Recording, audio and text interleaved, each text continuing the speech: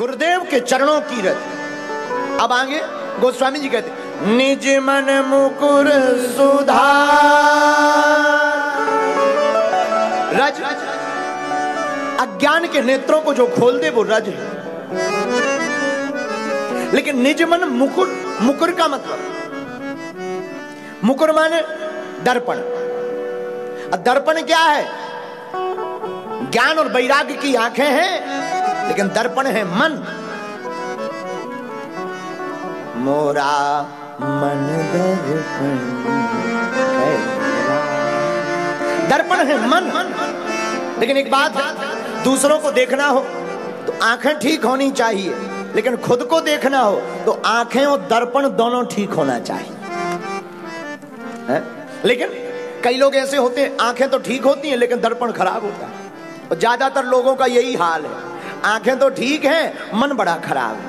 हम लोग कहते हैं ना, अंदर स्तुति गाते, राम जी के मंदिर में जाएंगे, शंकर जी के मंदिर में, तुम्हें माता चा पिता तुम्हें बंधुश्चा सखा तुम्हें विद्या देवड़म तुम्हें सर्वम मम देव देव, सब कुछ आप ही हो,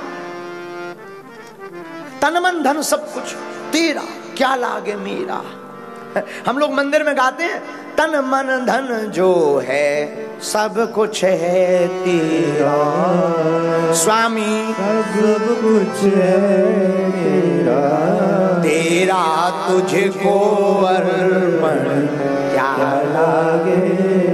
लेकिन जैसे ही मंदिर से बाहर से निकलो, मंदिर से भीतर से बाहर निकलते सो कहते भैया मेरी गाड़ी कहाँ गई। अंदर कह रहे थे सब कुछ तेरा, फिर कहते मेरी और मेरा। और आजकल तो जमाना बड़ा उल्टा हो गया। खैर अमरनाथ वाले ऐसे लोग नहीं हैं, हम आप लोगों को नहीं कह रहे, ये तो श्रीलंका वालों को कह रहे हैं। एक जने कह रहे थे तन मन धन जो कुछ है स्वामी सब कुछ है तेरा, तेरा तुझको अर्पण क्या लागे मेरा। एक संत कह रहे थे तन मन धन जो कुछ है स्वामी सब कुछ है मेरा, प्रभु पड़ोसी का भी है मेरा, मेरा मुझको दे दो क्या लागे तेरा। ओम जय जग। ऐसे भी लोग हैं। ये अमरनाथ की बात नहीं है, ये तो विदेशियों की बात है। आप लोग तो बहुत सज्जन हो, क्योंकि अभी हमें 2 दिन रुकना है। बुराई करके जाएंगे कहाँ के, अब ये FIR हो जाए, हम भी डरते हैं, भाड़ में गया। आप लोग बहुत सज्जन, बहुत सज्जन। ऊपर इंद्र की सभा, नीचे आप। भगवान की बड़ी कृपा है, अभिजीत ने भी बड़ी कला से बुलवाया हमें। बोले गुरुजी अब आपकी कथा जो है पंडाल में नहीं होगी, खुले में होगी, मतलब डायरेक्ट कनेक्शन है, कोई बीच में रोड़ा नहीं, ऊपर से नीचे डायरेक्ट कनेक्शन। हमें भी अच्छा लगा, पहली बार हम ऐसे खुले में कथा कर रहे हैं, लेकिन पहली बार में भी बहुत आनंद आ रहा है। अच्छा हमें नहीं था पता कि अंबरनाथ में भी इतने पागल हैं। हम जानते 7 दिन की कथा करते यहीं पर। जब हम आ रहे थे तो रास्ते में हमारे त्रिपाठी जी भी बैठे थे और सब लोग बैठे बैठे बढ़िया चर्चा कर रहे थे, यहाँ की खूब आनंद के साथ बातें हो रही थी। हम लोगों ने कहा कि चलो कथा का समय हो गया है, जल्दी चलना चाहिए।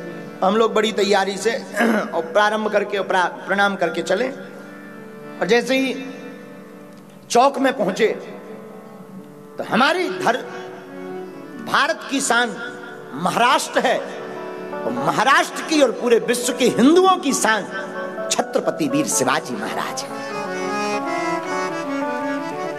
हमारे श्री गुलाब राव जी बोले गुरुजी जरा माला डाल दो, चलो।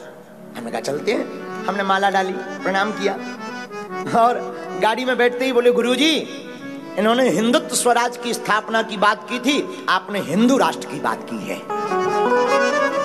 बात एक ही है। हम दोनों आने लगे, तो जब आने लगे तो हमें लग रहा था खुले मैदान में है, हे भगवान कैसे होगी कथा, पहली बार आ रहे। पहली बार ऐसी कथा कर रहे हैं। लेकिन फिर रास्ते में बोले गुरुजी अब आपको हर साल आना है। ऐसा माहौल देखकर, इस भाव को देखकर, इस श्रद्धा को देखकर के आप लोग 5 बजे से एक जमीन पर एक जगह बैठे हुए जमे हैं, हमें लग रहा बिल्कुल हमें आना चाहिए, भगवान की कथा को बिल्कुल सुनाना चाहिए। भगवान अगर जिंदा रखेंगे सो आएंगे और तुम्हारे प्राण खाएंगे। लेकिन एक बात बताएं, आप लोग होते बहुत सज्जन हैं। महाराष्ट्र का आदमी दिल का पक्का होता है, बहुत अच्छा होता है। हम तो बहुत प्रसन्न हुए, मन हमारा बड़ा गदगद है। तो हम आपको कथा बता रहे थे। मोरा मन दर्पण मोरा मन, तो निज मन मुकुर सुधार। अगर हनुमान चालीसा पर कथा बोले तो हम 40 दिन तक हनुमान चालीसा पर कथा बोल सकते हैं, गुरु कृपा से। 40 दिन तक गुरु कृपा से, हमारा कोई बल नहीं, गुरुदेव के प्रताप से। निज मन मुकुर सुधार, अपने मन को सुधारने की बात गोस्वामी तुलसीदास जी कहते हैं। धूल पड़ जाए, देखो ज्ञान वैराग, वैराग्य में अगर राग आ जाए तो वैराग्य बिगड़ जाता है। दर्पण में रज आ जाए, धूल आ जाए तो दर्पण काम नहीं करता। उसी प्रकार हमारे मन में वासना आ जाए तो उपासना नहीं हो सकती है। और मन अगर निर्मल हो तो निर्मल मन जन सो मोहि पावा, मोहि कपट छल छिद्र न भावा। जिसका मन निर्मल होता है उसे परमात्मा मिल जाते हैं। बोलो सीताराम, बोलो सीताराम। दर्पण मैला हो तो दिल का शीशा साफ कर, दर्पण मैला हो तो दिल का शीशा साफ कर,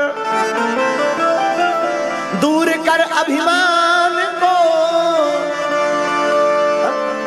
मन में दर्पण, मन है दर्पण। इस मन रूपी दर्पण में कौन सी धूल लगी? अभिमान की, अज्ञान की, द्वेष की, मत्सर की। अच्छा महाराज जी, एक होता है मच्छर, एक होता है मत्सर। मच्छर काटता है बाहर से। अच्छा मच्छर भी 2 प्रकार के होते हैं, आप कहो तो हम बताएं। मच्छर कितने प्रकार के होते हैं? 2। सुनिए, मच्छर 2 प्रकार के होते हैं, एक डरपोक मच्छर, एक दबंग मच्छर। अब आप पूछो कौन से हैं वो? जो डरपोक मच्छर होता है वो सीधा आता है, काटता है, भाग जाता है।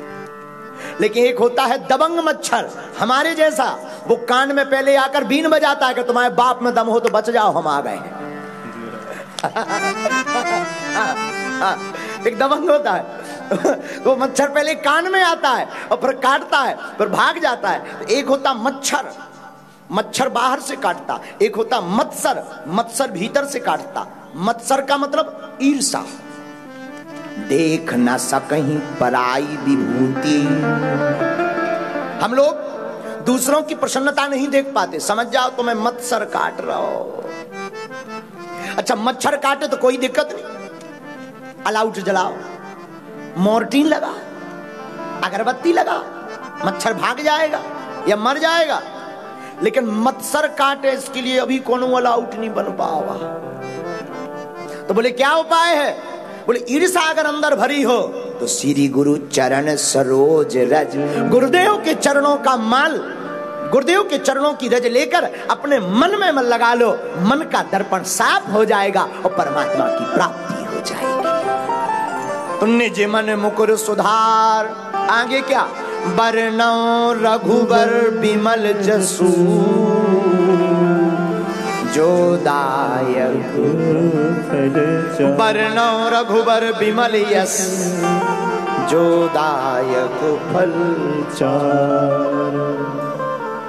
बोले कौन से, किसका वर्णन कर रहे हैं? बोले रघुबर बिमल यस। तो गोस्वामी तुलसीदास जी से किसी ने पूछा कि हनुमान चालीसा तो हनुमान जी का है, लेकिन आप कह रहे हैं कि बरनौ रघुबर बिमल यस। ये रघुनाथ जी का बिमल यस वर्णन करने की बात क्यों कह रहे हो? गोस्वामी तुलसीदास जी बोले सुनो, हनुमान जी का अगर नाम लेंगे तो हनुमान जी नहीं आएंगे, राम जी का नाम लेंगे तो हनुमान जी चले आएंगे।